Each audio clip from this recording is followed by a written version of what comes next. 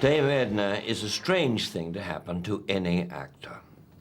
She was born, like most of us, by accident in 1955, which makes her quite an old lady, though she wouldn't like to hear us say so.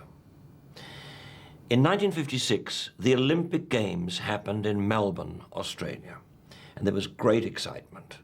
The problem was there was really not enough accommodation for the Olympic athletes and the many visitors who were expected to attend the Games. So there were advertisements in the Melbourne newspapers asking ordinary housewives to give up their spare bedrooms or whatever spare accommodation they had for the visitors. There was a great deal of excitement in 1955 as housewives rushed into the city and offered up their beautiful spare rooms. And I, at the time, was a young student actor working for a small professional theatre company who were planning their Christmas show. It was to be a revue, and we were all going to write songs and sketches for it. And I wrote a piece about one such housewife. I'd written it, in fact, for the actress Zoe Caldwell, now, of course, a multi-Tony Award-winning Broadway star, then a young actor like myself. The director looked at the script, thought it was funny.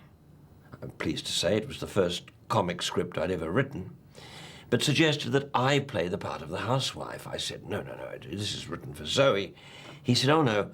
He said, you can do it. She's got too many numbers in this production. So, very reluctantly, I found myself playing the role of Edna, because that's what I'd called the character. As a child, I'd had a kind of, well, nurse or nanny called Edna, of whom I was very, very fond. And although I didn't base the character on her, she inspired the name.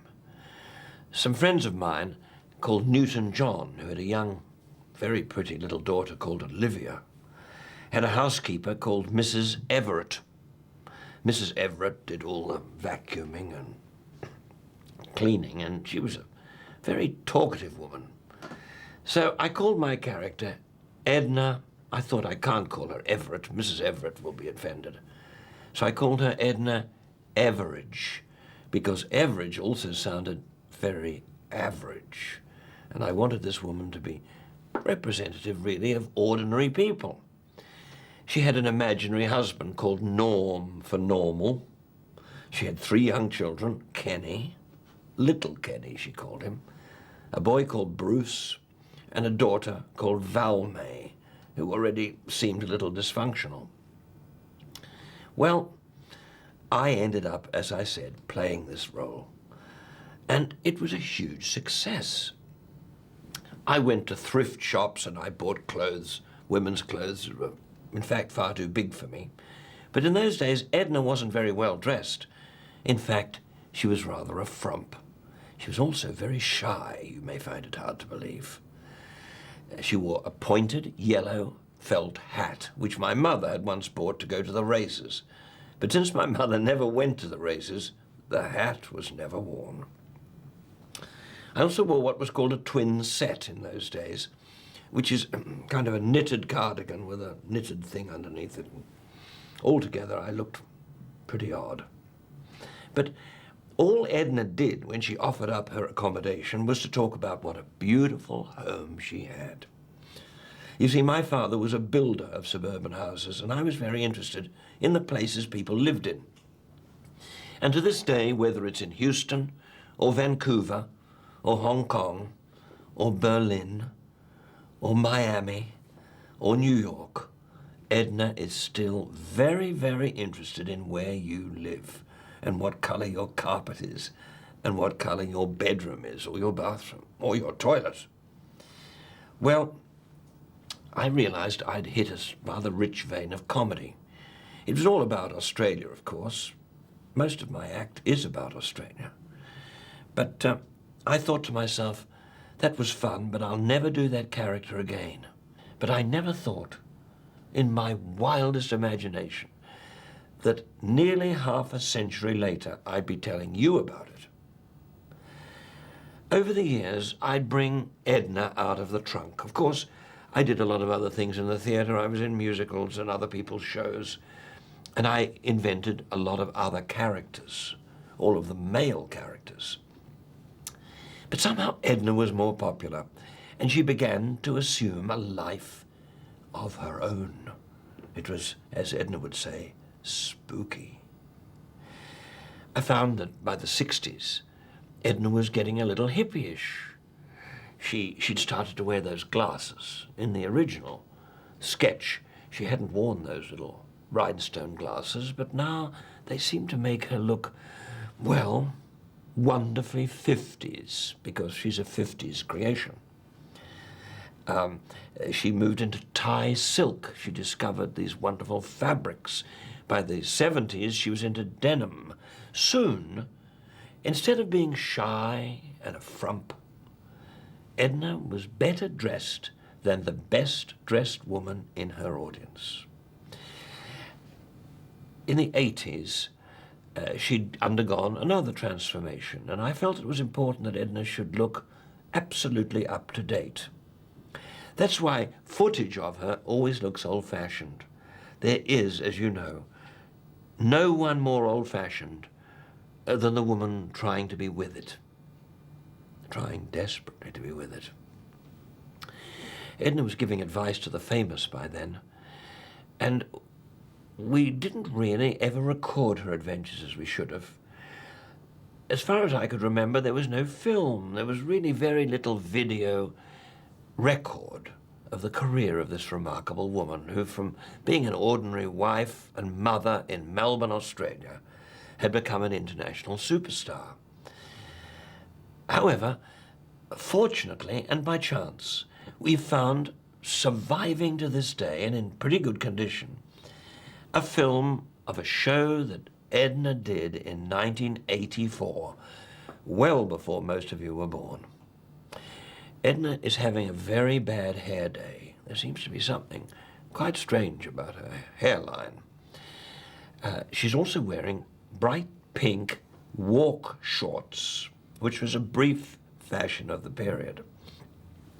She later moves into her famous Sydney Opera House dress, inspired by the great architectural icon of Sydney, Australia.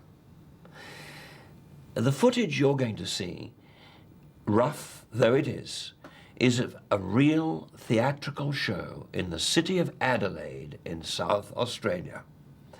It contains very many local references, the meaning of which is now completely lost, not just to you, but also to me. But it gives it a certain, well, authenticity, a certain character, which we decided to keep. It's full of bumps and hitches and glitches, but it does convey the feeling of a show of that period when Edna first began inviting her audience onto the stage to participate in the action. Edna doesn't feel she does a one-woman show, you see. She does a show with the biggest cast in town, her audience. I'm glad you can join us to look at this little film of vintage Dame Edna.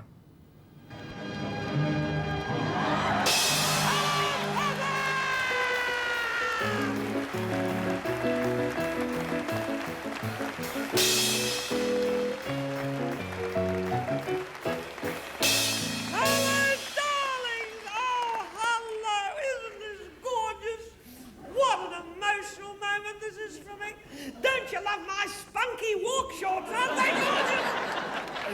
Aren't I zappy and spunky tonight? I'm raunchy and full of pizzazz just for you, my little darlings. And look at my stage. Please forgive me. Look at all this. Looks as though some horrible, yucky old marsupial has been here. Horrible jobbies all over my stage. Oh, I feel a mood here. I do, I feel a mood. It's as though we're all in the same room together, isn't it? In a spooky way we are, aren't we, darlings? I feel I'm going to do intimate things tonight. I feel I could, do anything in front of you. Bathroomy things. I could buff my legs or talc my crevices. I do. I think I'm going to say things tonight I've never said before. In fact, I'm almost certain I will. Oh, it's lovely. It really is. I love Adelaide. You know that, don't you? Of course, I've always loved country people. And I have, and I just hope you never become sophisticated possums. I hope not. And something tells me there's very little chance of that. But it's beautiful, it's just some togetherness that I feel here tonight, or last night here too. I mustn't get emotional, and yet I am a terrifically emotional and a vulnerable and a shy, an intensely shy woman. My husband has never seen me naked, nor has he expressed the least desire to, and I think it's one of the things that cemented our marriage together. You may know I have an invalid husband, Norm, poor darling, and what an opportunity this is tonight to do a little caring and sharing with you. You may have little invalids in your life too, and there's always a problem, isn't there, on Father's Day? And I'll tell you what we did for Norm. I had his bedside drip re-chromed. Isn't that a lovely idea? Re-chromed. The men came, they put a dust sheet over him, and in about, a couple of days it was gleaming there. The nurses are going to fill it with brandy butter at Christmas. They are. And they're going to put fairy lights up his rubber tubing. Oh, bless his heart. Another problem, I think, is April Fool's Day. Knowing what to give an institutionalised loved one is a big headache. So I'll share with you again. I'll tell you what we did for Norm on April Fool's Day. It was such a funny joke. We pretended to him that he was being discharged from the hospital. We did. His favourite nurse, Sister Younghusband, packed his little glow-bite case, packed it by the bed so he could see her doing it in a corner of his mirror above his page-turning machine, and he was so excited. His little mirror steamed up, bless his heart. And then they put him in his best Winceyette Jim Jams and his lovely Onka-Parinka dressing gown, and they led him down to the front of the hospital where there was a guard of honour, and the ambulance was ticking over, and just as it was about to pop into the ambulance, it whizzed off down the drive.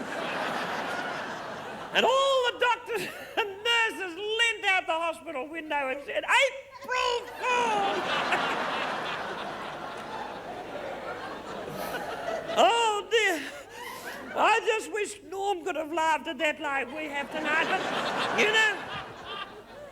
the sister gave him a quick little jab and he was back into intensive care. And I'm lucky. Don't you think we are lucky we can laugh at sad things? Because it's a wonderful gift, isn't it? It's a marvellous gift, and I'm grateful for it. I hear a lot of terribly sad stories, being a megastar, and people confide in me, and I hear such heartbreaking little stories.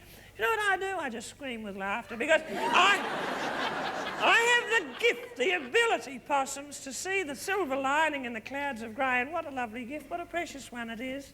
And what a lucky woman I am, and what a grateful woman. I'm so grateful, it's ridiculous. Such a grateful old megastar I am, and I'm grateful for tonight too. And I'm grateful for my little backing group. I want you to meet my backing group, the Sisterhood of Sound. Let's hear it for them, please. The Sisterhood of Sound, yes. There they are. Aren't they lovely? Look at them in their little butch gear. I think you're gorgeous. Aren't they lovely? Little Berlin Brechtian look they've got. Mature students and Open University people who snuck in tonight will know what I mean by that. That's Jill at the keyboard, and that's Madeline on cello and percussion. And these girls have been playing with each other for years. I thought it was healthier if they took up an instrument. Anyway. Oh, dear me, I'm going to tell you something about this show I've never told anyone before. I don't know what it is about you that I feel tonight. As I'm standing here, you notice I'm peeping down a little bit into the shadows because I'm looking for little people. Little people I can weave into the magical macrame of my show, the texture of my show. And I see women down here, little women looking up at me, adorable little mites that I'll be probing in depth quite soon. Something tells me I won't be the first either. However, and up there I see clinging on a slightly poorer type of person. I do. All the way at the back there, we have a little group of paupers. Hello, paupers! Listen to their wistful cry. It's steep up there, isn't it, Pops? You cling on, won't you? Cling on. When you clap with one hand, cling on with the other. We don't want this lovely theatre filled with plummeting paupers tonight. We don't want a downpour of the disadvantaged. We don't want a waterfall of waifs or a Niagara of non-entities tonight, do we? And you notice, Pops, I look up there, don't I? A lot of shows don't. A lot of shows don't look up there, do they, darlings? But I do, don't I? Hear that? The voice of democracy. It was. The voice of democracy is beautiful. And that's what this is, sharing and caring. And I was given this gift as a little baby when I was born in Melbourne. I'm from Melbourne, incidentally. And I was given the gift of sharing my experience, hope and strength night after night with people like you on condition that I gave it away. And what feedback I get across the board at the end of the day. Wonderful feedback. It's beautiful and I'm so grateful. My bottom line is gratitude, possums. It is. And I'm grateful old megastar. I am. And I'm now going to confide in you something about this show that I've never told another audience. I've left it to my last night. I'm making all this up as I go along.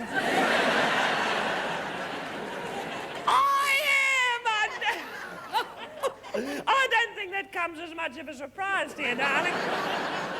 But I really am, you know, and I wouldn't insult you with a rehearsed show, and I mean that.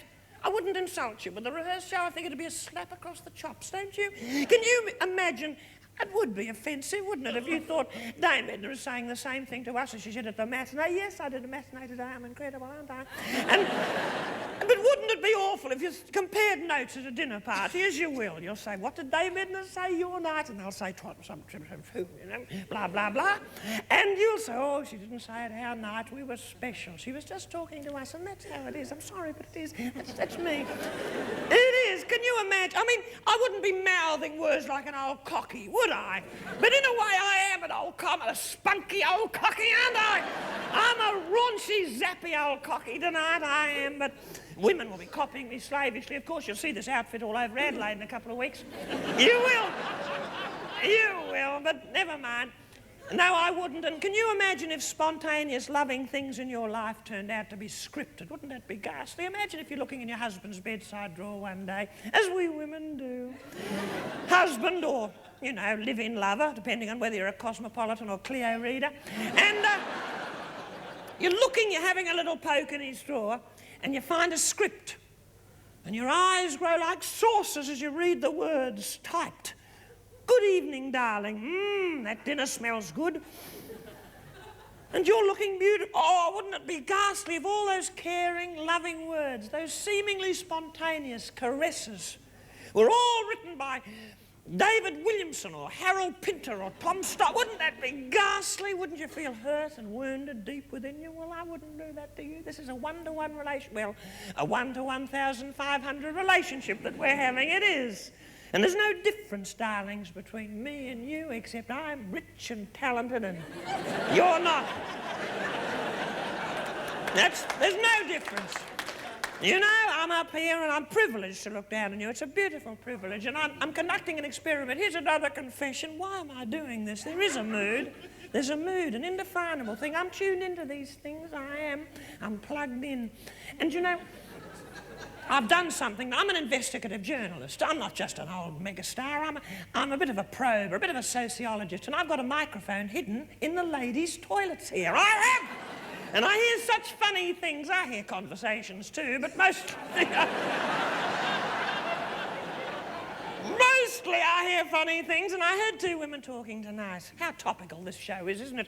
Talking about tonight even. What happened tonight is woven into the show. You know, where else could you go for that? And the answer's nowhere, but too late for you to book into anything else tonight too. Oh, wait a minute, we're in Adelaide. There isn't anything else, is there, darling?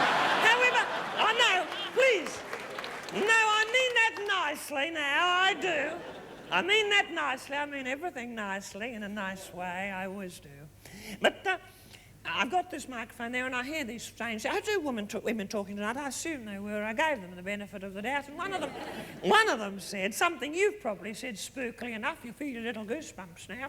I bet you said this at interval. I heard a little voice say, "What a young crowd at the theatre tonight. What a young crowd here."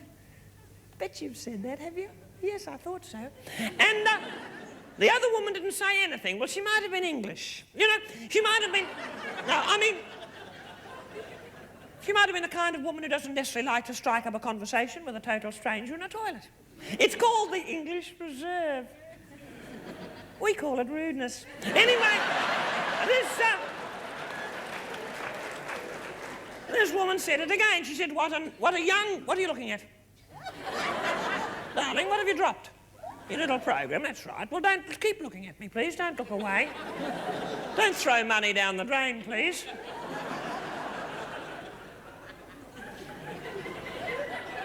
Anyway, the woman said it again. She said, I'm saying it again for your benefit too. She said, I'm only joking. I'm caring and sharing.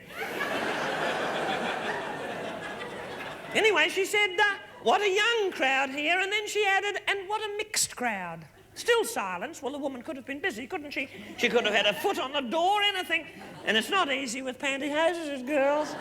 So she then said a third thing. She was a persistent woman. She said, and what a nice crowd here tonight.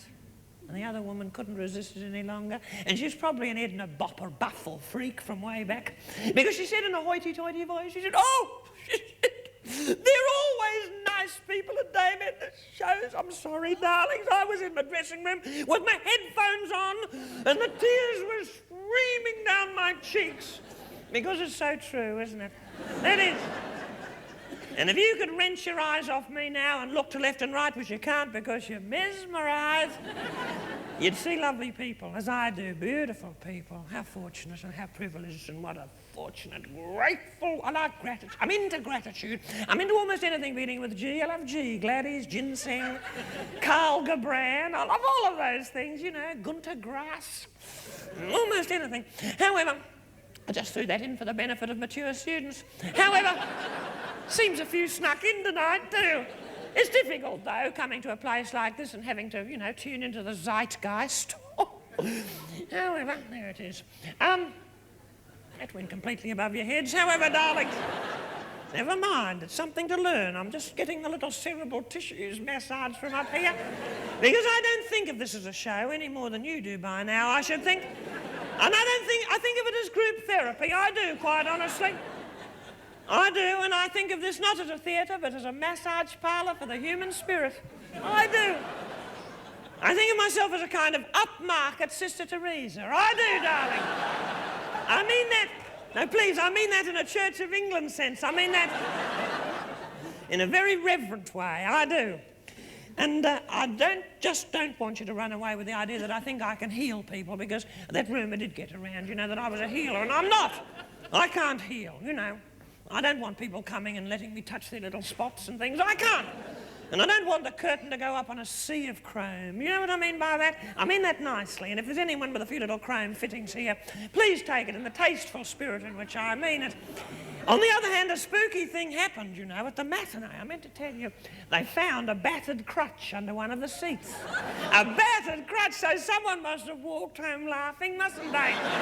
And it wouldn't surprise me in the least if there weren't a few old crutches going begging here tonight. In fact, I'm almost certain there are. I am. However, as I say, I'm not a healer. I'm just a therapist. Doctors send people here, you know. They do. There are people here tonight. They haven't got tickets. They've got prescriptions. It's true. It is. Manic depressives have been frog marched to my shows. I've seen them. They come out laughing so much they have to give them depressants to get them back into the homes. They do. And doctors come. Are there any doctors here? Hands up.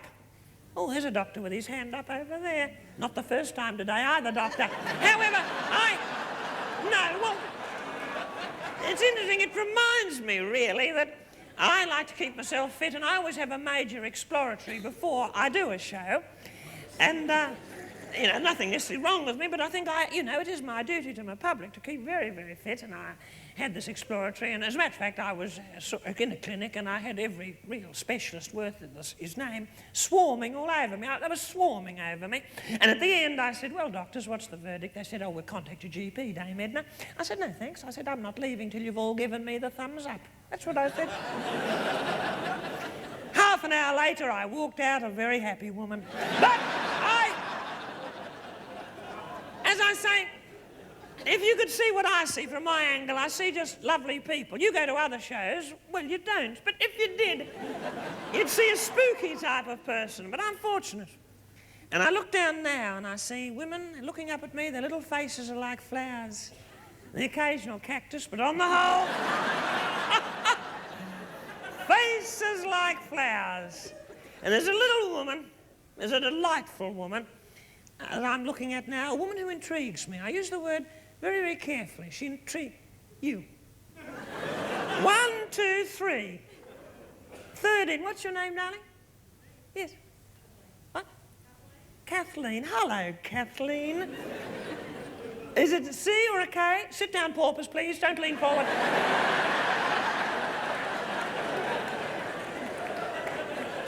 I don't want the lemming syndrome, thank you very much. Kathleen, where are you from, darling? I'm sorry? Gawler. That's G-A-W-L-A? Oh, Gawler. I don't know Gawler. What is the matter with you? Would you please remember you're out? There's a woman here struggling to describe her place of birth or residence. You people would laugh at anything. Thank goodness. Anyway, Gawler, I don't know, Kathleen, but I believe it's gorgeous, or parts of Gawler are gorgeous. Are you near them, are you, Kath? What kind of a home have you there, darling? An old home. Oh, how beautiful, lovely, traditional, colonial home in Gawler. Is it a stone home? Oh, lovely. Now, that lovely South Australian honey-coloured stone, the freestone, is this? Hmm? Stop cackling up there, please. We don't need kookaburras here. Is it, darling? Is it all stone, Kath? No windows at all, darling. Oh, ghastly! Oh, Kathy, you poor woman! What a nightmare, darling. It must be a relief to be here, Kath, is it? A new world opening up for you, darling. Have you got woodwork on your home? Yeah. What colour's that, Kath? Red. It's red, oh.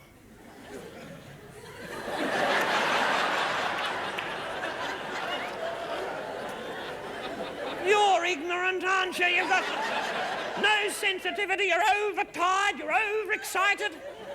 There'll be tears before bedtime tonight. It's red, is it, darling? What shade of red is it? A burgundy or a lovely pillar box red? Well, that should make your home quite easy to find after the show.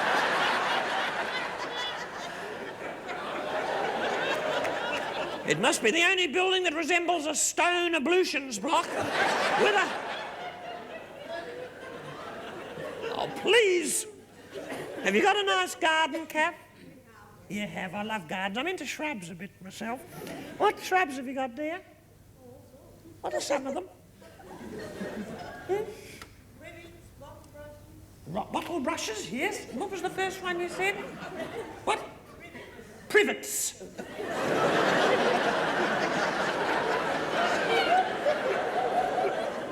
Privets, have you, darling? And bottle brushes? Any other shrubs? What? Lantana. Has that got a nice perfume, you think, darling? Smells like cats, I always think. Don't you? But it's pretty. It's like little brooches, I always used to think as a kid. Isn't it like little brooches all over the lantana? Has the bottle brush got a perfume? Yes, I think if you push your face into it, it has. And you look like a woman who's pushed her face into a thing or two, Kath. I mean that nicely. Kath, is your home lovely inside, my love? I think it is. You know, as Kathy has been building up this vivid word picture of her home, a ripple of laughter has, admittedly, passed across this audience, but it's been caring laughter, hasn't it? It's been concerned laughter. It's been loving laughter, hasn't it, Kath? And then I asked this woman a very direct question, Paupers. I said, have you made your home nice inside? And a little voice came back from a woman I'm growing to adore.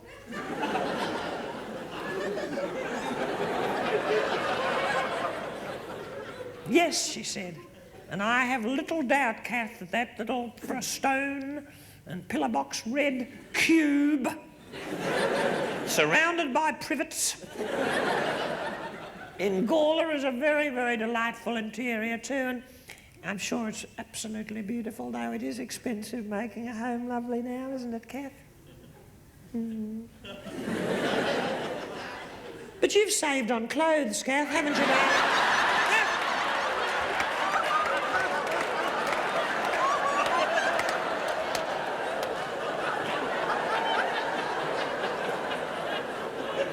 Saved a fortune on clothes.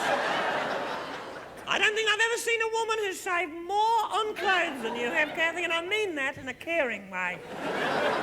What is it, darling? A sleeping bag of some kind? It's lovely, darling. You stay as sweet as you are. I'm a terrible tease, aren't I? I'll never go to heaven. Yes, I will. But I am a tease, aren't I, Kathy? But I'm a bit of a peopleaholic. I love people, and you're going to love Kathy too when she's up on stage in a minute. Oh, look, she's gone ashen now. Not yet. Not yet, Kath, but soon. So soon that if I were you, I'd start pensing up now, darling. I must stop teasing, mustn't I, Paupers? Are you superstitious at all, Kath, are you? No, I'm not either. I'm a bit of an old left-wing pragmatist from way back. But I don't believe in ghosts, but on the other hand, I'm frightened of them. You know what I mean? That's a bit of a paradox, but then I'm a paradoxical old megastar. Funnily enough, I heard that this theatre was haunted. Did you know it was, Kath? No, well, it is, darling. For a woman who doesn't believe in ghosts, you sound a bit scared. But, you know, I did hear it was because this is in Grote Street. Grote Street is at the site of old Grote Grange, a spooky house that used to be here before this theatre was built. Did you know that? Grote is an old Aboriginal word for ghost. It is. And I asked the stage doorman about it. I did, because I heard the ghost appears, the Grote ghost appears in the audience from time to time. And there's a very picturesque stage doorman. Well, is that as well? And I asked him, I said, excuse her. I said, oh, Dame Edna. I said, get up. I said, is it because, you know, he was trying to curtsy, and people do. I was there in the shopping the other day, and a woman recognised me. A lot of people do, you know, I don't mean to be, but she did. And she curtsied, or tried to, and she was so tense. Honestly, Kath, she got locked in the curtsying position. The Queen's told me she's seen a few cases of it. And they had to bundle her into an ambulance. She looked more like a bit of driftwood than a person. I rang the hospital because I care. You know, I do. I'm one of those. I just care, perhaps a little too much. And I spoke to the matron. I said, how's the driftwood woman? She thought for a moment. And I said, I'm just asking. She said, who is this? One of Dame Edna's entourage? I said, no, it's Dame Edna herself here. She said, not a secretary or a little retainer or something? I said, no, this is Dame Edna here. She said, Dame Edna, you ringing, asking after this woman? She said, you with 2 shows on Saturday and a busy life? She said, do you never think of yourself? Are you always thinking of others? And I said, yes, I'm terribly sorry. That's how I am. I'm sorry, but that's okay. Anyway, I said, how is the woman? She said, oh, she'll be curtsying for the rest of her life. Oh, I'm glad we can laugh at that, but I mean, I asked the stage doorman and he said, yes, the theatre is haunted. And he said, if the leading lady happens to see this spook, her show will be the most successful in the history of Adelaide. And then he vanished. Well, he almost did. I'm teasing.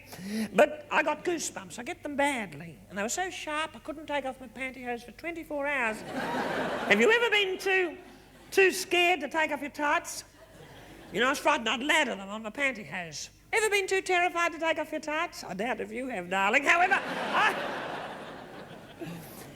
I found an old book. I was poking around in some old pokey shop here.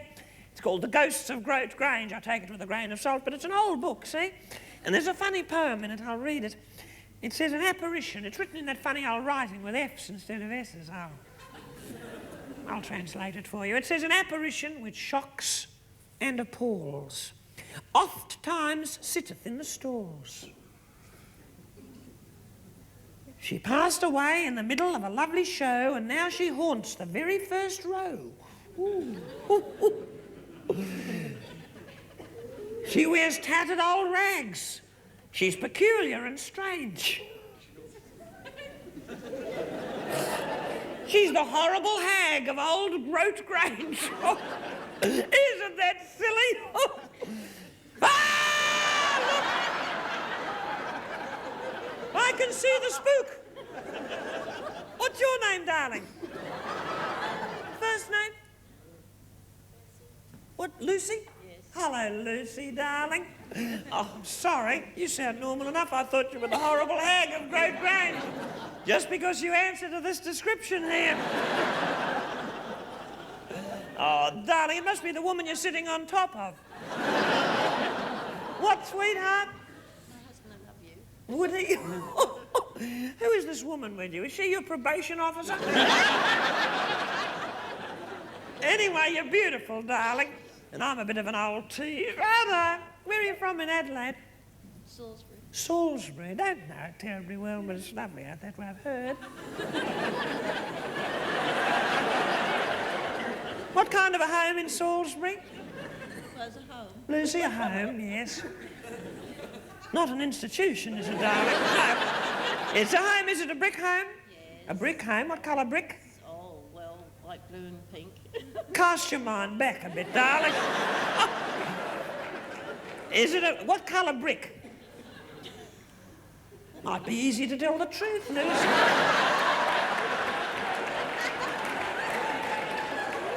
I don't like the look of that vein standing out on the side of your head. Have you got windows, Luce? Have you, darling? Yes. Got windows? Well, that's... Oh, look, Kathleen's green with envy over there. And have you got pretty shrubs, too? Pretty shrubs? Oh, yes. What are some of them? Daffodils. Daffodils.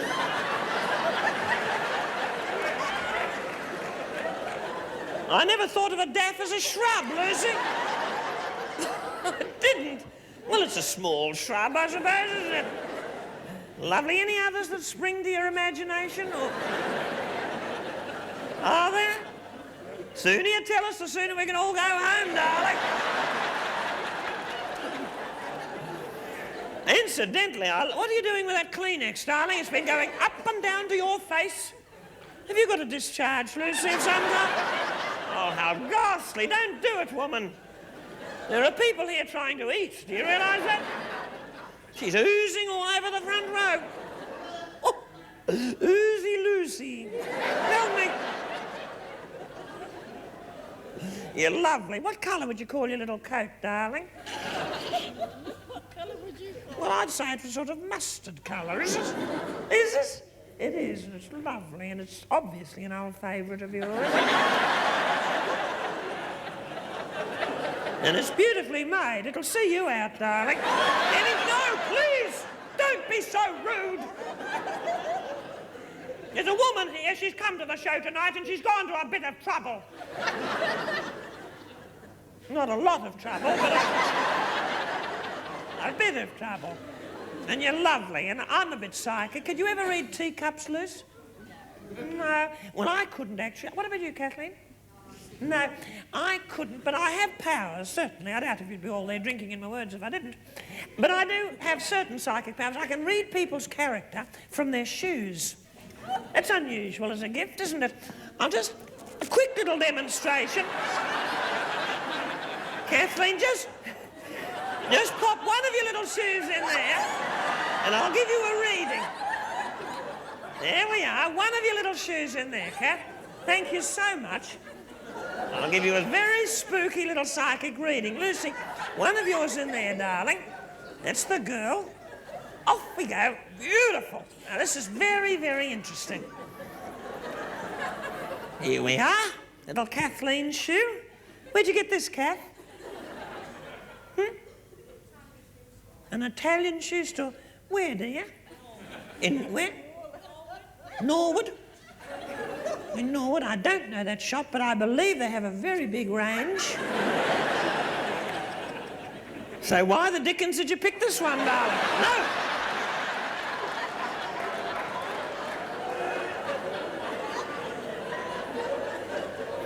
No, it's nice, it's serviceable, isn't it? And it's a colour that goes with almost anything. Which is just about what you're wearing, darling.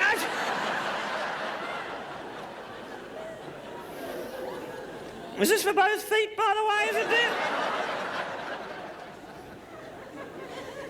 Anyway, I get a very good vibration from this, Kathleen. Have a quick little look at Lucy's shoe here. Salisbury. Have a look at this.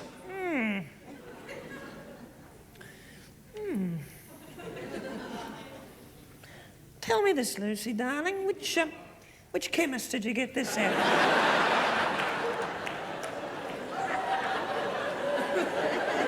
Oh, very, very funny. So surgical footwear's funny now, is it? Orthopedic shoes make you laugh. You people are sicker than I thought. If you don't believe this is surgical, watch her limping home to Salisbury tonight. No, I'm teasing. It is lovely, though. You have to wait for the shop to be empty before you ask for this.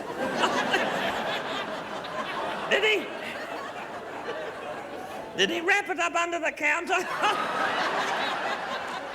Oh, Edna, stop being a tease. I'm a shocking tease, Lucy, and we care for each other a bit. We're sparking off each other. You adorable woman, I get a good feel from here, and you've been visiting a farm recently, too. However, I'm going to give you a detailed reading, Lucy and Kathleen, quite soon, but... well, please, I'm a funny old thing. Remind me your shoes are up here so I can give you an opportunity to pop up and get them in due course. And don't be shy, because... don't be shy, you won't be alone. Our latecomers, Jeff and Louisa, will be up here. Yes! Jeff and Louisa! Where are they, audience? Point fearlessly at them. A forest of friendly fingers tells me. Jeff and Louisa. Where are you from, Jeff? Woodville. Woodville. And where's Louisa from? Oh. That's going to be convenient, isn't it, darling? No, I mean that in a tasteful way. Oh, I do, that's lovely. And you'll be up here, of course, writing your essay why we were late after the show.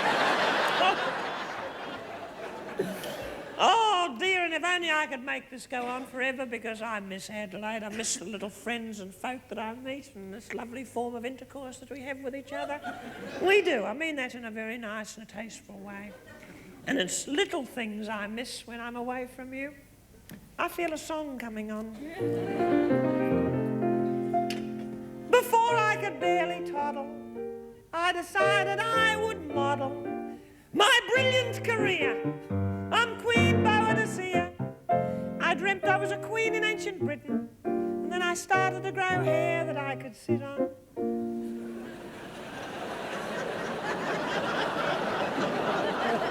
And it's amazing when you think I've come this far. Not just a wife and mother, but a megastar.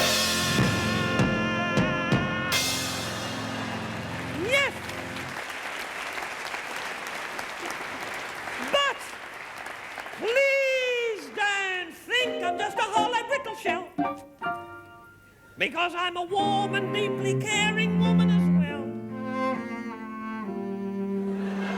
That's beautiful. Let's hear it for the cello. And though I've travelled far and wide, it's lovely to be home like this.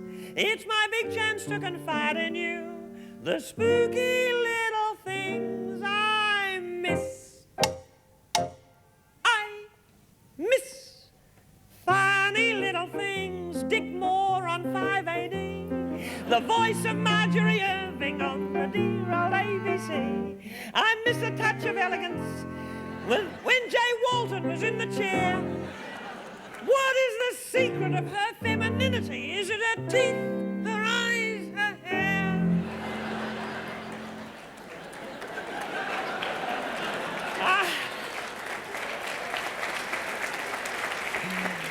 Love you, Jay. I miss the advertiser without Desmond Cahoon's byline. I miss the Glenelg tram, Glen Ewan jam, and Adelaide's thrusting skyline. But even more than standing in the pie cart queue, I miss an evening's intercourse with you. Thank you, Bosom!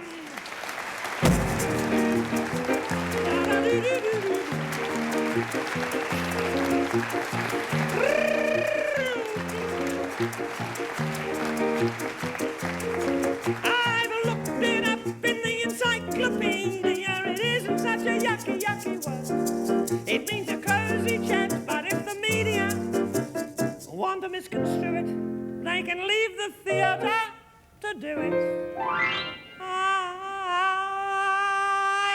miss the lovely journey to the old Barossa Valley. I miss lovely Anne and Ernie simply entertaining on the telly, entertaining.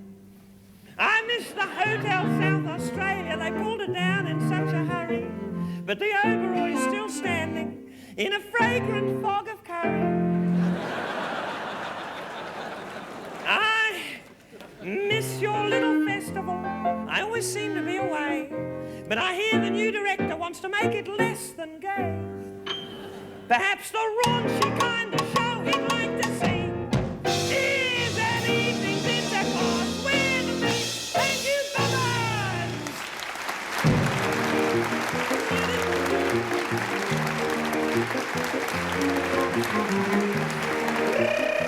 Chicka, chicka, chicka.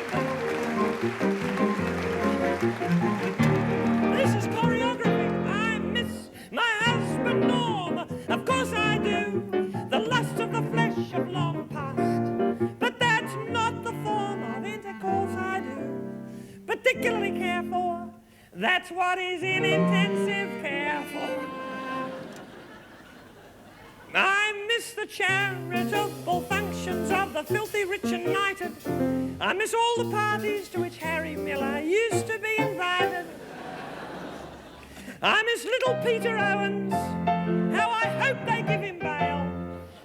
I'm sure his silence will be rewarded when they let him out of jail.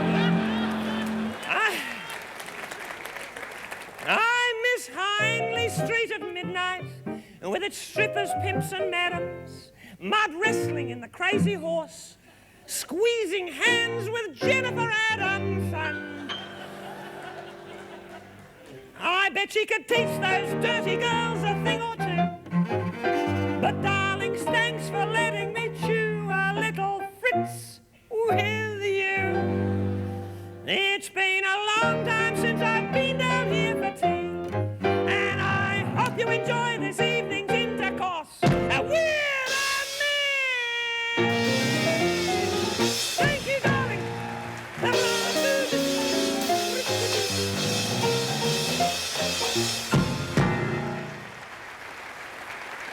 Aren't they gorgeous?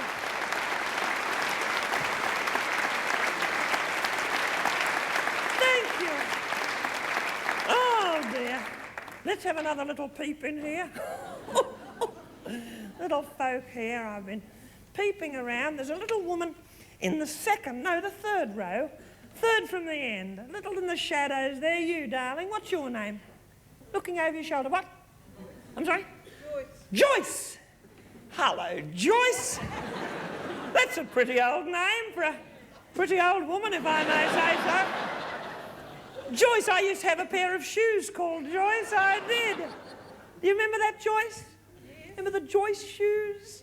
Oh, dear me. You're an adorable little woman, Joyce. I love your little look. I do. I bet you were once an attractive woman too, Joyce. Wait a minute, I'm getting a good vibe from Joycey down there.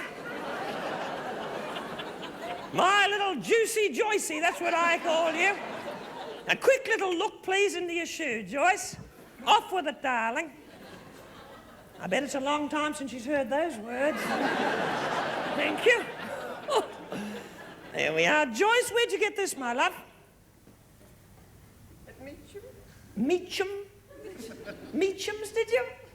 Oh, lovely. Is that near you? Where are you from, by the way, Joyce? Netherby. Netherby, are you? Oh, Netherby. Oh, one of my rings is caught in it. Doesn't matter. All the originals are in the bank, but This is from Netherby's, is it, Joyce? What's it made of? Oh, yes, I see you're a vegetarian, Joyce. You got a nice home and shrubs there, have you? Have you? What? Yes. What shrubs? What? What? Roses. Oh, I love a rose shrub. I do. Joyce, I'm getting a very good vibration from this. Look at me, Lucy, please, when I'm talking. I could come back to you at any second. I could quiz you. When did you tune out, woman? You just keep yourself going there. Next time you clap, try putting your head between your hands. I mean that in a caring way.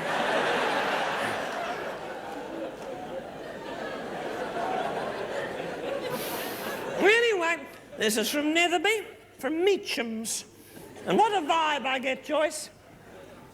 You're a kind old thing, aren't you? You think of yourself as kind? Yes. You do? Well, that's nice. Not many kind people. For example, I never think of myself as kind, and yet, of course, I am. And you are very kind, and you're a very, very generous woman. You've done a lovely thing tonight. I doubt if you're aware of it, Joyce, but you have. I want everyone in the vicinity of Joyce to swivel around and stare at her. She's brought her father to the show tonight, she has. She's called past the Twilight home and picked him up. She's even remembered his teeth, haven't you, Joyce? She's gone to an op shop and got him a suit, fits him like a glove, sticks out in 5 places. Beautiful, Joyce. And his face is a little bit blank, but of course he's full of drugs, isn't he, Joyce? He's practically a junkie, the darling. But you're a dear woman, you are. And I'm going to give you a very detailed reading soon. A detailed reading. But there's a woman down here. Oh, yes, there is. Oh. There's a little creature here, a darling mite, just sitting there. First row. Hello, what's your name? Robin. Hello, Robin, R-O-B-Y-N. My favourite spelling of Robin, Robin. Your shoe, please, darling. There we are. Thank you. The young, I love them, don't you? Here we are. Thanks, Robin. Beautiful. Have a look at this. Very nice indeed. Where'd you get it, Robin? Where did you get it, Robin? Darling? John Martin. John Martin's, did you? Oh. I got a funny instinct there. I don't know what it was. I think I'll have to use my tongs on this, Robin.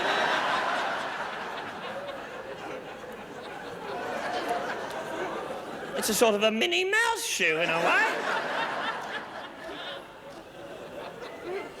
Oh, Robin!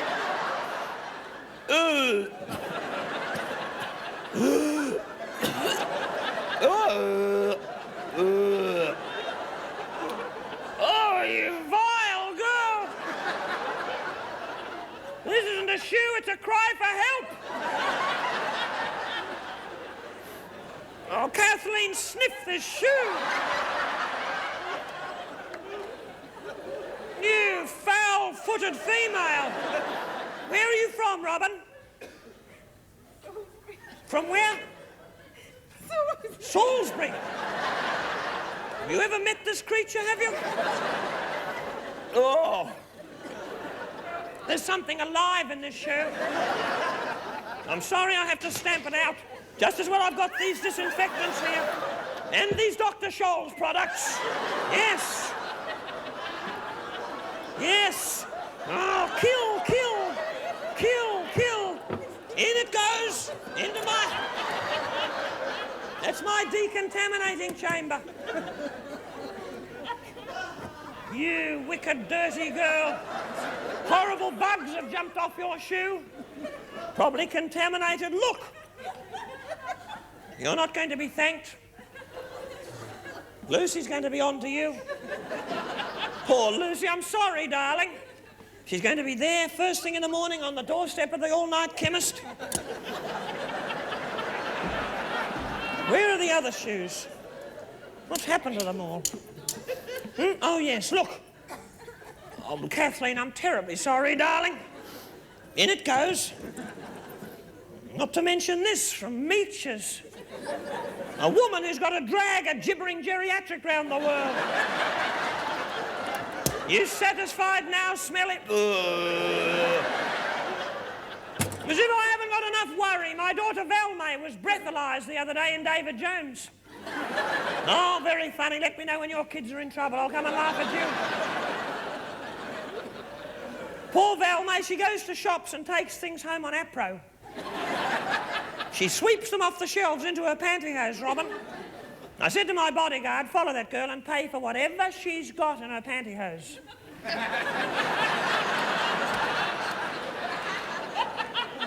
He said, she charges for that, does she? Mind you, my son Kenny has never given me a minute's worry. He hasn't thrown himself into the arms of the first girl who comes along, or the second, or the third, or even the fourth. And neither is his flatmate, Clifford Smale. You know, Clifford's a big help to Ken. He's been behind him in everything he's done. You know, ever since he won the Mr. Leather competition in Sydney. They're making a film at the moment about my bridesmaid, Madge Allsop. It's called Bridesmaid Revisited. It's going to be gorgeous. But there's, at the back of my mind, all the time, my husband, Norm. You know, my husband had recently open prostate surgery. You know, we had a prostate bypass operation. Oh, very, very funny. Poor Norm. I've had that man's prostate hanging over my head for years. He had what's called, Joyce, he had a rumbling prostate, darling. The neighbours used to complain. I said, there's no volume control on it. There's nothing I can do about it. But there's new hope for the prostate sufferer. Senior citizens' eyes are lighting up now. They snap-freeze them, Joyce. Snap-freeze them in the hope that a doctor will be born who can perform a successful operation on them. This is cold comfort to the sufferer in more ways than one. But guess who had to take it home on the back seat of the car in an esky? I did, and I haven't had it there for many years. However, I got it home, and I've put it in the fridge. I've got it on the left. I've got all the barbecue meat naturally on the right. But my worry is this, that my bridesmaid, Madge Allsop, might get peckish one night when I'm doing a lovely show. And she might feel a little bit like a juicy old shish kebab. I could come home tonight and find Norm's organ halfway down her throat. I could. This is a horrible possibility which Kathleen seems to be able to visualise very clearly. But you know, Madge, I don't know. Lucy, any of your bridesmaids alive, darling? No, because Madge... No. Oh, for heavens, I'm sick of this tastelessness. Please have a little bit of sensitivity and feelings for other people. Poor Madge, you know, she caught my bouquet. On the back of the neck, as a matter of fact, I wiped out an entire nerve centre, and I've been supporting her paupers for many, many years. And I paid for a cosmetic surgery 2 years ago. She had herself landscaped at my expense. I don't know if you've ever considered that, Luce, but what they do, Robin, is they take tissue from part of the body that nobody looks at. In Madge's case, they used her face. Now, She's had so many facelifts, the small of her back is like a Brussels sprout with an elastic band around it. When she sees a crow's foot, she gets a knitting needle, sticks it in and twists it. Up comes her skin. Well, of course, Dame Nature didn't mean us to do that. Winching up her skin constantly. We were having breakfast the other day, you know. And I said, what's that on your chin, Madge?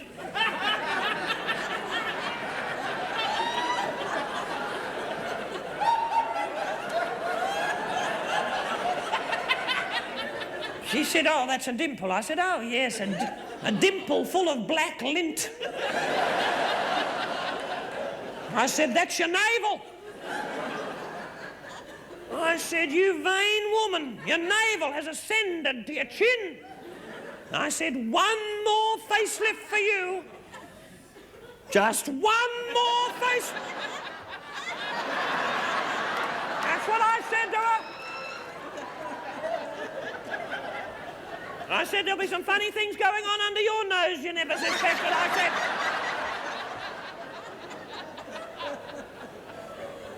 That's what I said to her, and she's had another op now. She's covered with bandages. People think she's the elephant woman. They do, and they're not far wrong. More like the platypus woman, poor creature, and she's had this op, and I said, don't do your aerobics, don't do your jazz ballet, you'll unravel, you'll pucker. I said, you're puckering, bridesmaid. And she did, She snapped all her stitches right in front of me. She just unravelled before my eyes. She looked like the skin off the Milo, the skin off the Milo. Isn't that a vivid image? I came home the other night. I found Madge seemingly asleep on the sewing machine. Do you know what she was doing, Joyce? Do you know what she was doing, Lucy? And Robin down there? Louisa, honestly, she was down there on the sewing machine trying to put a tuck in her neck. She was down there, but she couldn't bite the thread. She couldn't bite the thread, honestly. She was going, ah! She was just chewing away. I had to cut her loose with her own Black & Decker. I did. Anyway, I don't know what that's doing in her bedside drawer. However, darling,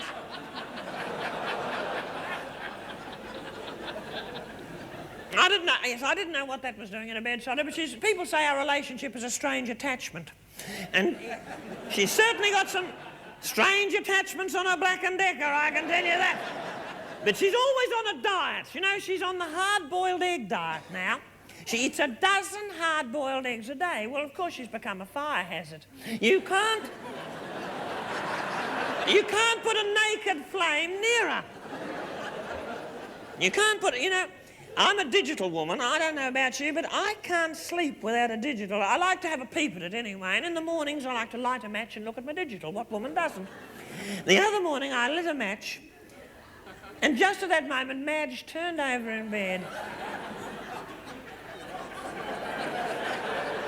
She gave the blanket a little flap. Do you know what happened?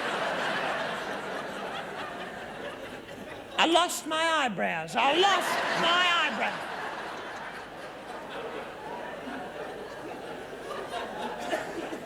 And I've got all these worries, and Robin comes here with her foul-feeted feet. You wicked girl trying to wreck my show. And I haven't properly eaten, how do I do it? A lot of people say, where do you get the energy? I've been here, did the matinee and things, not that I put as much caring and loving into it as I am now, of course not. But I don't know where I get the energy. I get a lot from you. I draw such a lot of psychic vibes from you, darling. Did you eat before the show, Kath? What did you have, darling? What? What did you have? A what? A sandwich, did you? Oh, yes. Do you know what was in it? Perhaps a bit of old lantana, was it, darling? Did you eat before the show at all, Joyce? What did you have? Pasty, potatoes and strawberries. I'm a senior citizen, just a couple of injections, I suppose. And what about you, darling? Did you have anything, Lucy? Oh, yes, I had a casserole. A casserole, did you? And spinach too? Spinach? Your teeth are naturally green, are they, darling? Anyway, well, I haven't. I'm a little bit faint, I must say. I am a little bit faint. But I was thinking very much, one of the things that upset me was the thought of my son Brucey and his wife Joylene. They've moved into a loft in Sydney. That's the latest trendy idea, a loft dwelling, some recycled factory or other. Do you believe in recycling, Lucy? No, just in the respect of clothing, I suppose. But they're in this loft, and I'm going to say something about my son's marriage I've never said before. I hope it breaks up. I do. I mean this lovingly, because Joylene is a trollop, and I mean that constructively. She's a constructive trollop. So they live in this factory, and she opened the door to me the other day. It was a sort of metal blind, and she was wearing a silver foil jumpsuit and roller skates. She looked like garlic bread on wheels. Garlic bread on wheels. And little Troy, my grandson, was there. Poor little Troy. What a name for a child. It's Greek for wooden horse, and she sends him to a school. She sends him to some school where they teach them graffiti. You know, he was doing his homework on the wall with an aerosol spray when I was there. He's got pink hair and covered with solidarity badges. Oh, the poor little... had a horrible cold too, Joyce, and she hadn't tweaked him with a Kleenex. There were pendulums swinging from him. Swinging. Lettuce green and battleship grey. You know, he said, Nana, cuddle, cuddle. I said, yucky, yucky, no. Ghastly. I said, no, thanks very much. I felt so sorry for them. And, you know, she gave me some soup. I couldn't drink it. You know, it was like trying to drink soup that Robin had stirred with her foot, quite frankly. But I'm going to have a little nibble now, because I feel, in a way, very much at home here. It's just, you know, it's a family thing. I feel really a sense of family here. Honestly, I do. And I've got a little barbecue over here warming up. I have... What show have you seen that's eaten? Have you ever been to a show that feeds itself? No, this is going to be unique. But this is all special and different, isn't it? That's the thing. You'll walk out on a cloud. Statistics have proved people walk out here, you know, they're practically in a dream. They ring up their friends and say, oh, you missed something. Anyway, bring on my barbecue, will you? I've got a little assistant here with a neck injury, so don't laugh. Cruel people. Look at her, darling. How are you? She pulled something in her sleep, I'm afraid, Joyce. This is my lovely Barbie. I'm just going to cook myself a few little nibbles here, because I really do need my strength, and I need this protein. Honestly, I do. Just sort of pop these little chops on there. See if they cook up. Here we are. Yeah, gorgeous. I'm going to need a little bit of help up here. What show have you ever seen that's cooked? Have you ever noticed a show that's cooked before? Could you imagine Barry Manilow doing this, or Demis Roussos? Or Stevie Wonder? No, I mean that tastefully, I do. I mean that tastefully. I'm going to put those here. Sometimes they're a bit slow, these old Barbies, but we've got plenty of time. Hours, really. Just popping these on here. It's a little bit difficult cooking away. It doesn't feel like a show, though, to me, any more than it does to you by now. Could I have a glass of draft Perrier water, please? Down here, I love the Perrier, don't you? You know, thank you, darling. Quick sticks, quick. Isn't staff a problem, don't you find, Lucy? Here we are. Thank you so much. Thank you so much. Good. Ooh. Scrummy. I really need someone to help me with this barbecue, don't I? Senior citizen, will you help me cook my chops and sausages, please? A big hand for the senior citizen! Come on, darling. Here he is. Come on, sweetheart. Quick sticks.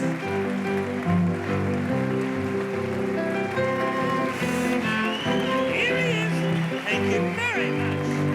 Hello, darling. How are you? Beautiful. Aren't you delightful? He's in a wonderful state of preservation, Joyce. Thank you so much. I'll just pop this apron on you, Senior. Here we are. Because Joyce will have to take that beautiful, isn't it gorgeous? She'll have to take that back to the opportunity shop after the show. Here we are. And you put this lovely chef's hat on, if you will. What's your first name? Ron. Ron? Ron. Won't the matron be surprised, Ron, to see you? Won't she? She'll say, what have you done tonight, Ron? You'll say, oh, my little daughter took me along to a wonderful show after she signed me out. And Dame Edna was there, and she saw me. And she said, will you help me with my Barbie, Ron? And I went up on stage. The matron will double your medication when she hears that. Let's hear it for the senior citizen! Thank you, Ron. Now, here we are, darling. They're starting to sizzle up a bit. There are a few cooked there. Just put the onions on, will you, darling? Just fire away.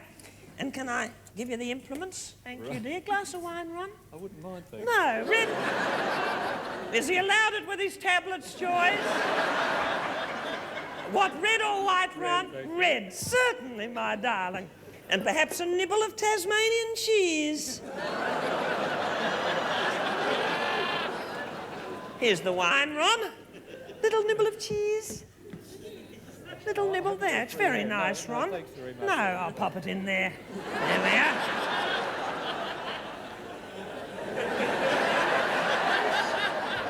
There we are, Ron. Anyway, where's my little water? Good health anyway, darling. Just coax that along. However, as I say, I went down to see Joylene, and one of the things that worried me about my daughter-in-law...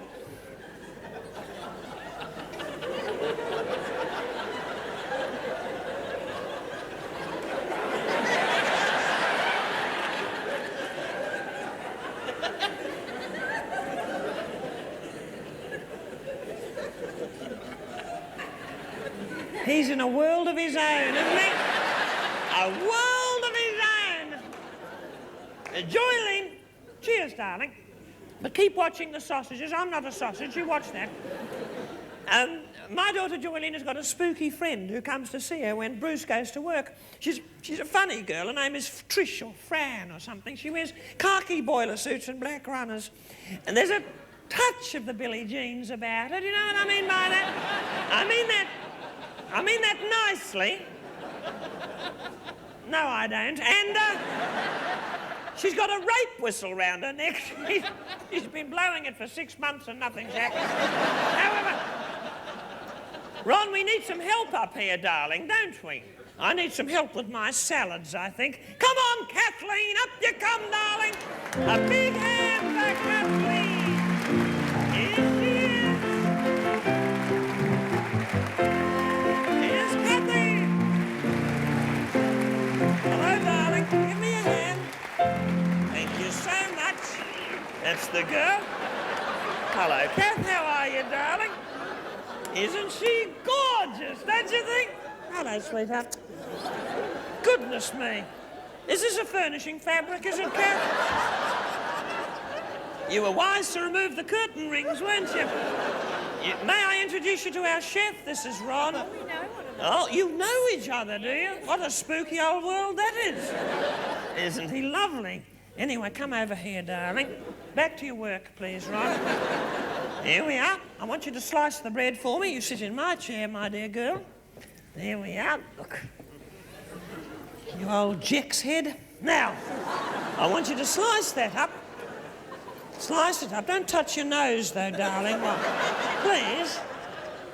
Am I old-fashioned? I just don't like mucus on the bread and butter. Call it old-fashioned if you like. Slice it up and put the bread and butter on there, darling. Just butter it. There's a nice little bit of butter there. Just imagine you're in your own home with 1,000 people staring at you. Kathleen, would you like a glass of wine? White wine, certainly, dear. How's your wine going, Ron? The plate heating up there, dear? Is the plate heating up there? Slowly, yes. I don't know. They're funny, temperamental old things. Here we are. Lovely glass of wine for you. Here we are, dear. Nibble of cheese? No? There we are. Good health to you. And we probably need someone to do the salad too, now I come to think of it. Come on, Joycey, up you come, darling. A big hand for Joyce, please, who's going to help me with my salad. Joyce?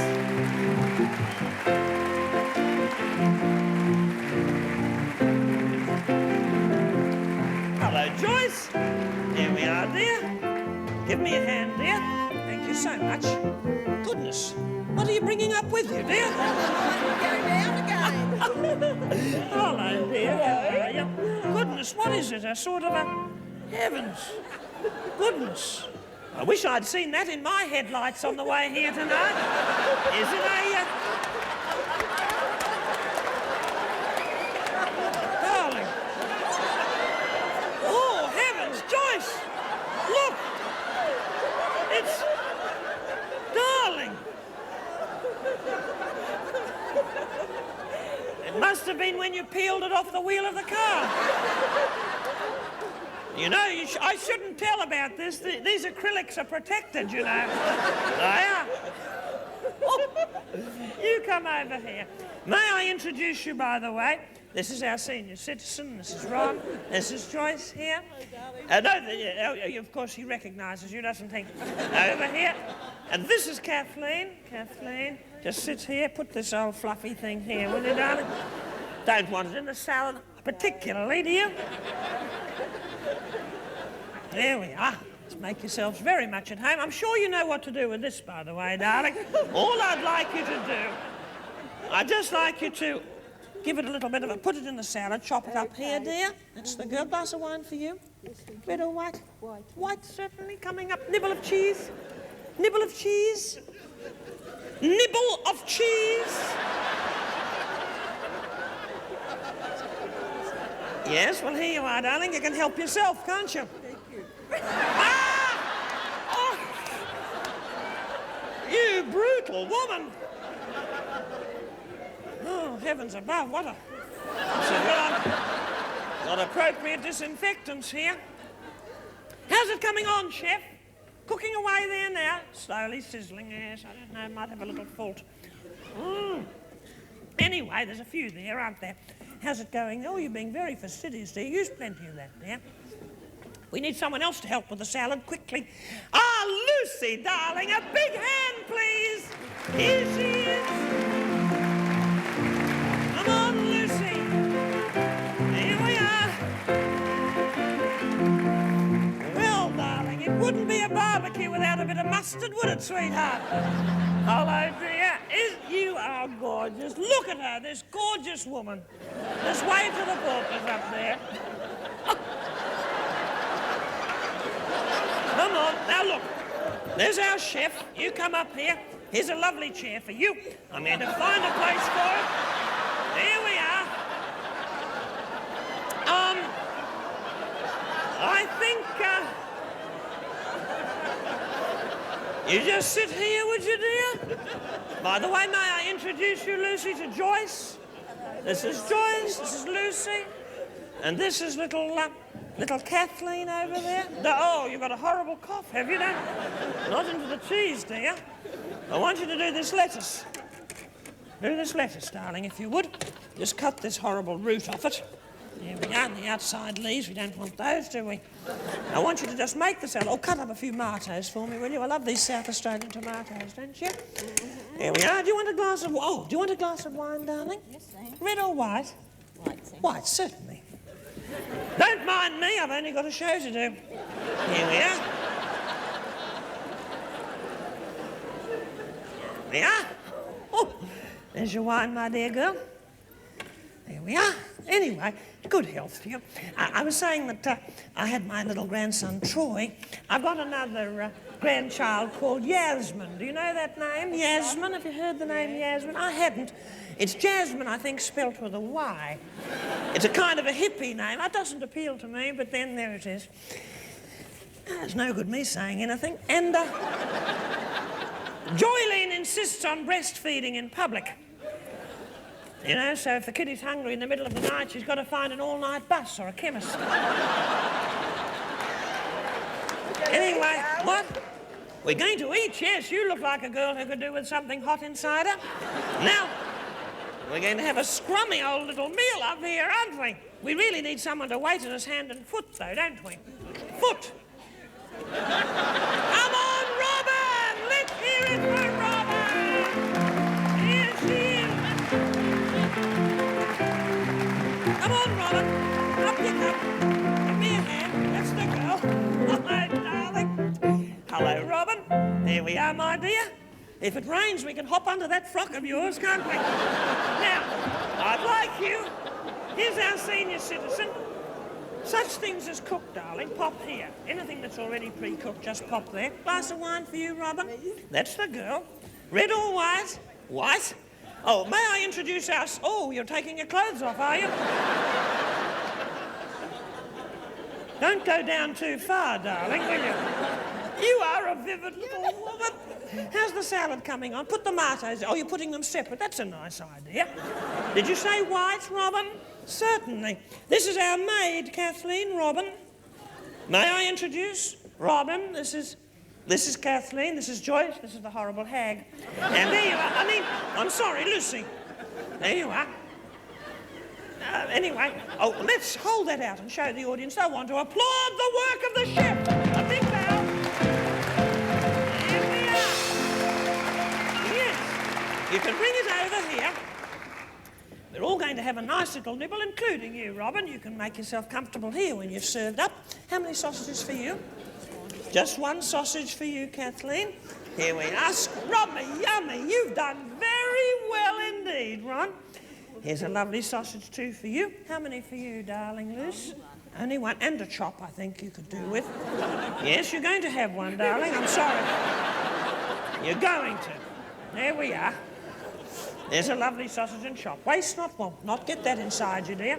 Put it in front of you. I was talking about my daughter-in-law, Joylene.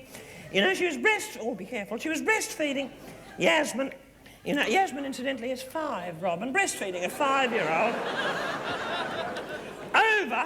Over the salad. Would you trust the mayonnaise? I didn't. And here we are. When I put this in, snap them together, darling. Now, Just go round there and sit down here, darling. Serve yourself up. Here we are. This is going to be gorgeous. Pass that knife and fork down, will you, Robin, sweetheart? Have you got your... Oh, pass me Robin's wine, will you, please, Ron? Thank you so much. Here we are. Here we are, Robin. There you are, dear. Good health to you, my dove.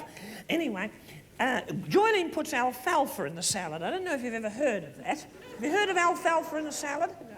I hadn't either, ladies. She grows it on some farm thing, I think. She grows it, a little bit of tomato sauce there. She grows it, honestly, she grows it on cotton.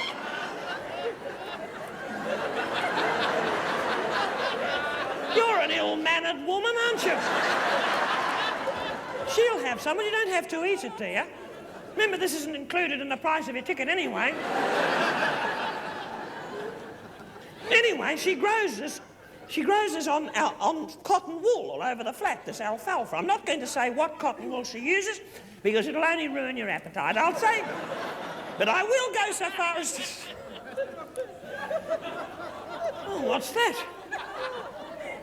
You could get toxic shock from her salad, that's what I'll say. And where the dickens did you find this? In your food? I suppose you'll be suing me next, will you? Another knife? All you ask for is another fork, darling, you know. Here we are. Have you got some meat there? Any sausages coming up, are they, Ron? Soon as they're ready, just bring them over. Keep moving there, keep things moving. Please, bon appetit, girls. I'm going to get a load... Oh! I fell off Australia then. I'm going to get a beautiful frock. Oh. I'm going to get some gladdies and a lovely frock. And I have to make a few phone calls. It could be gone about an hour. So,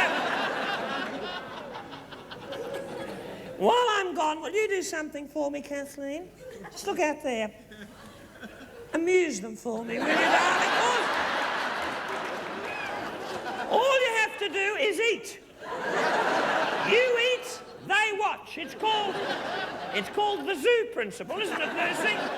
If they get bored, Luce, scratch yourself, darling. Who are you feeding? Your mind, and look, if I'm gone for too long, you can all play a lovely game of Hunt the Slipper. There we are! Yeah! Eat away! Bye-bye!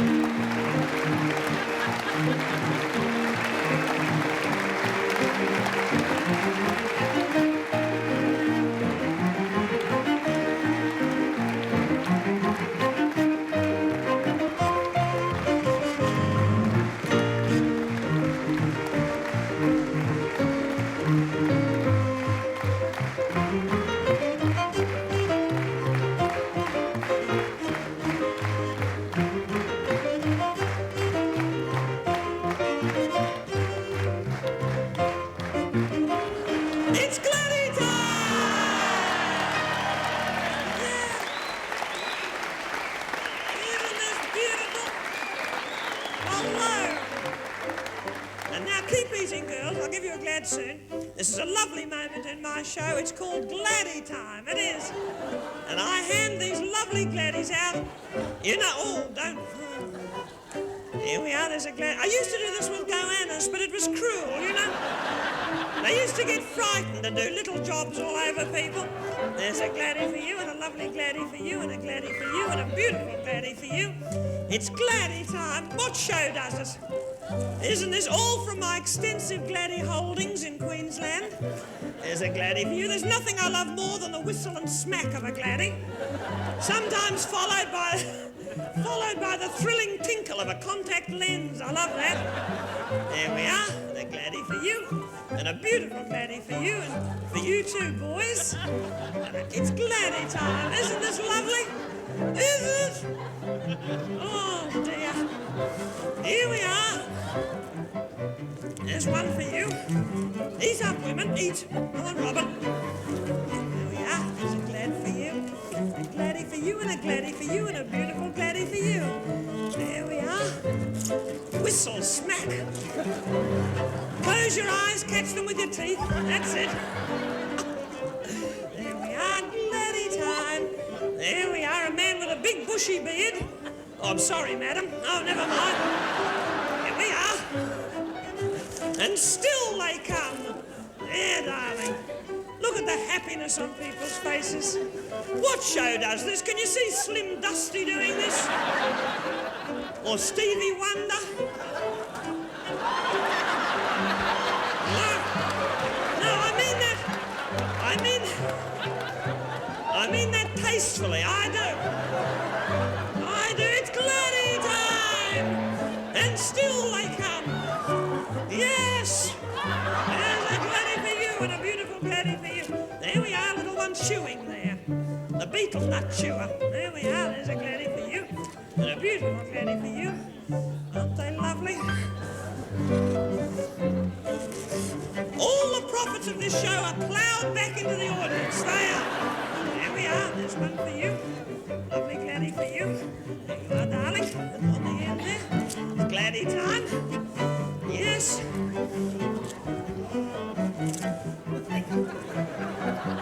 Yes! And now, I'm going to try and get a gladdy to the porpoise.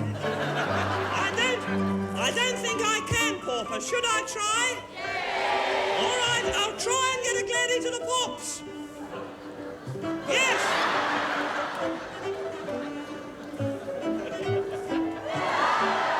No, I'll get one up there. Oh, look.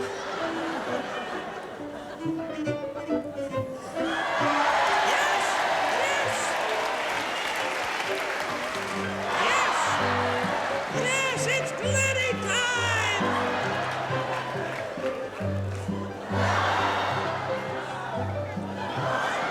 This is the true meaning of interflora! Yes! There we are! And still they come! Oh, talk about...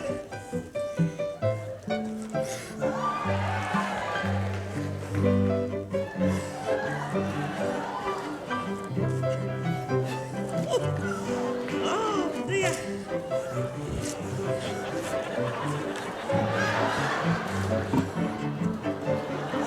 Oh, goodness. Will I never stop giving? Here we are, poppies. Oh! And now, I've got a secret weapon. A secret weapon. Come down here, women, and get your shoes. Come over here now, Ron. Here we are. Come here, Ron. There's going to be a bang. I've got an Exocet gladdy firing device. There we are now. Come here. There we are. Now, you back over here. Come on, girls. Stand there, Ron. Get your shoes, darling, please, Lucy. What are you doing? There we are. She should have thrown that away years ago. Now, you huddle here. There's going to be a big bang. There's going to be a big bang, girls. Put your fingers in your ears and stretch out your wizened arms, paupers. My new gladdy firing device. You've heard of the guns of Navarone? Well, these are the guns of gladioli.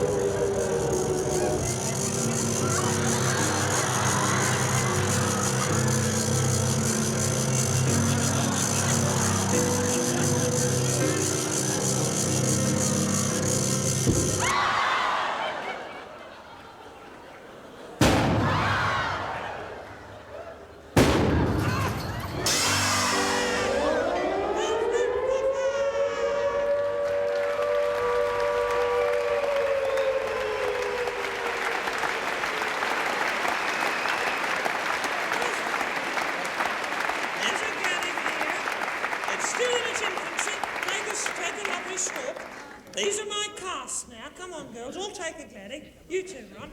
That way, over here. Here you are, sweetheart Joycey. This is a lovely moment. You know, this isn't a one-woman show. What a cast I've got. I've got all of you, and I've got these little principals too. You come here, will you, Luce? This side, if you will, my darling Kathleen. Joycey, the other side. Senior citizens, stand there. And if you, Robin, would get the other side there too, darling. Look at my cast. What a lineup. Isn't that beautiful? I'm going to teach you all a song now. I'm going to teach you a song which is my little theme song, and it's my farewell. I mustn't get emotional. My little farewell to Adelaide, just this time. And I'll teach you the words first. It goes, I'm forever waving gladdies, pretty gladdies in the air. They fly so high, nearly reach the sky. Then like our dreams, they fade and die. Fortune's always hiding. I've looked everywhere. I'm forever waving gladdies, pretty gladdies in the air. And then at the end, I want you to stand and tremble your gladdie. If you haven't got a gladdie, tremble whatever comes to hand. Let's see you tremble, Ron. Lovely. Not too much, you might go blind, darling. Right, now. Up with your gladdies, everyone, please. Up, up, up. Hold your gladdie body into the stalk for maximum gladdie thrust. Over.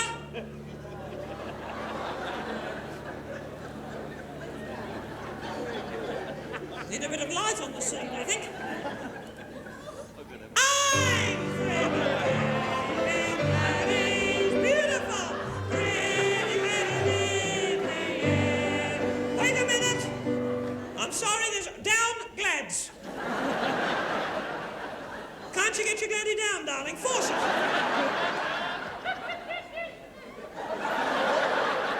There's a manic depressive up there. We're winning. There's a man up there now. Look, his gladdie is pointing in the wrong direction. Please. He must wave his gladdie in the right direction or he'll tangle his glad. What will he do? Tangle his glad. Yes, we don't want him to do that, do we? No. Right, up. All together. Over. This way. All sing, I'm forever waving gladdies. Let's hear those voices raise the roof. Remember, it's Saturday night in Adelaide.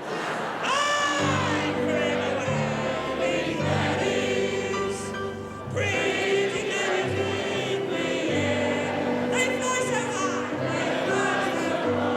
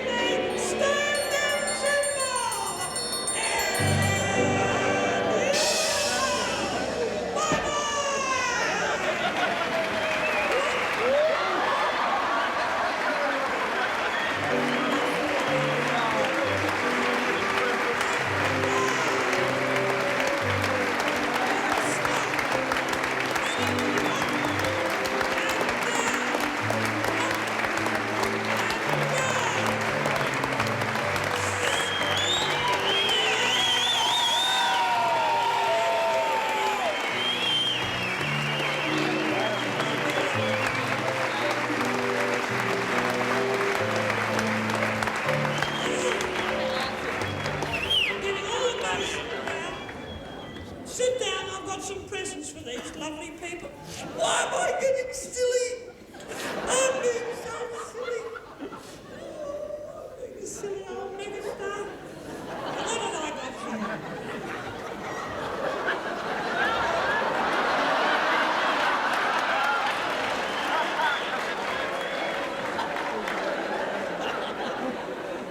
Oh, you're a bit of an old bon vivant. Oh, lovely. Oh, you're getting a bit hot under there, darling, aren't you? There we are, pop it here, Ron, my chef. Goodness me. Now, what have I got? Little gifts for you all. For you, my dearest Joyce, who I've grown to adore, you precious little woman. Are you all right there? Cancelling, yes. You're cancelling, yes, I knew that. I was just testing your memory. Are you? Have you got gas at home? Well, here's a gas igniter, because it's a talking point. You can hang it on the feature wall, can't you? Can't you, darling? Oh, lovely. And what else will I give you? Here is something else, a lifetime supply of Nivea cream. Aren't you lucky? And a lucky card. That's a special Dame Edna card. I'll read from it in a minute. Let's hear it, please, for my major star.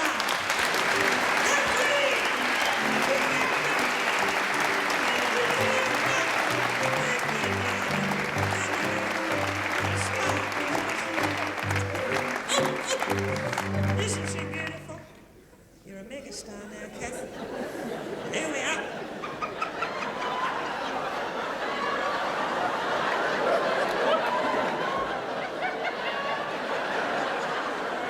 Well, it's the last night, darling. Take whatever you like.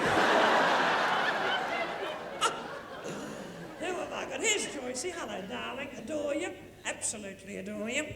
Hot water bottle for you. Some Perrier water out of a French tap. Isn't that scrummy? And with any luck, you might be able to prise that apron off the senior before you pop him back in the home tonight. Let's hear it for Joycey! Here she is, big man. Look out of the barbers. Look out, Edna. There we are. That's all right. There you go. She's beautiful. It's a giveaway show. A giveaway show. Hello, darling. Little faces I see. Anyway, oh, hello, Robin. You're a merry little night, aren't you? And I tease you mercilessly. I have to make it up to you somehow, so here's some odorizers for you. Odorizers! There you are, and some beautiful foot deodorant spray made by a famous doctor who begins with S. Some scorched almonds, one a week only. Spit it out, too. A Dame Edna card, which will bring you a lot of joy, and a beautiful bottle of wine for you, darling. I adore you. Give us a kiss. Robin, let's hear it for her. Look over the corners. Hey, how about that, eh? I'll hold that. There we are now. There's plenty of time. Down your totter. Just hurl yourself down, Robin. We're fully covered. There we are. And this senior citizen, I've come to adore you. You're a marvellous little chef. You got that plate warmed up and you made us a beautiful little supper. Here's a beautiful lifetime supply of Sterident for you. And some Kleenex tissues for your locker. Aren't you lucky? And you can give this to the sister, your favourite. A lovely chop and a sausage. Let's hear it for my senior citizen!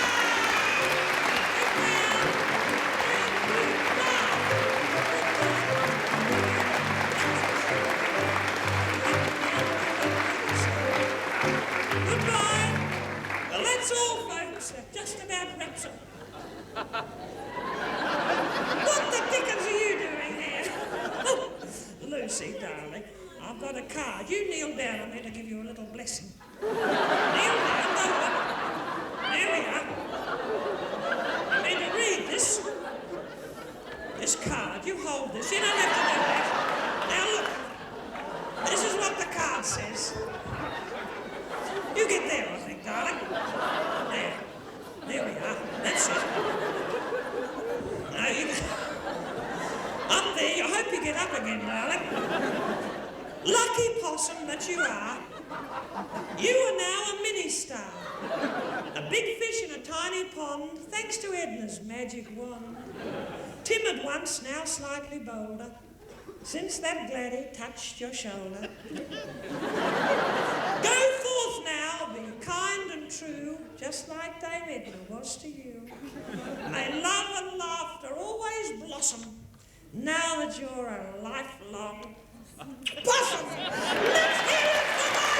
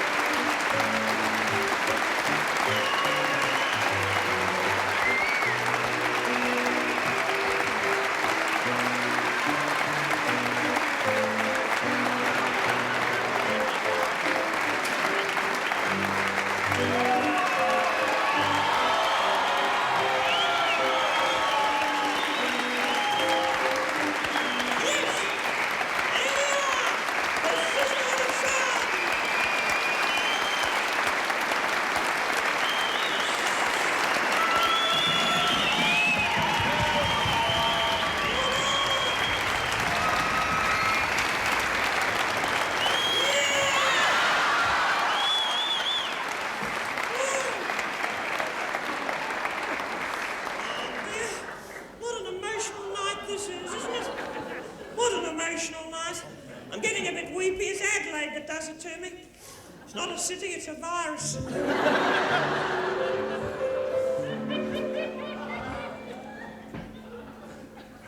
A cheering crowd at my stage door. An audience crying out for... Yes, that's what my public means to me. The loyal fans who queue for hours, the cards, the telegrams, and all the lovely... all the lovely flowers. Yes, possibly that's what my public means to me. You need to have a pretty humble attitude when you see little faces looking up, grotesque, with gratitude. But from tiny tots to grannies, I love all your nooks and crannies. That's what my public means to me. The Queen's birthday on his list, this lovely card's down the list. That's what my public means to me. A limousine, a sable coat, the lump that's rising in my throat. That's what my public means to me. Superstars may come and go, but there's no other that folks identify with their own mother. To think there's people in this room who wish they'd sprung out of my womb. That's what my public means to me.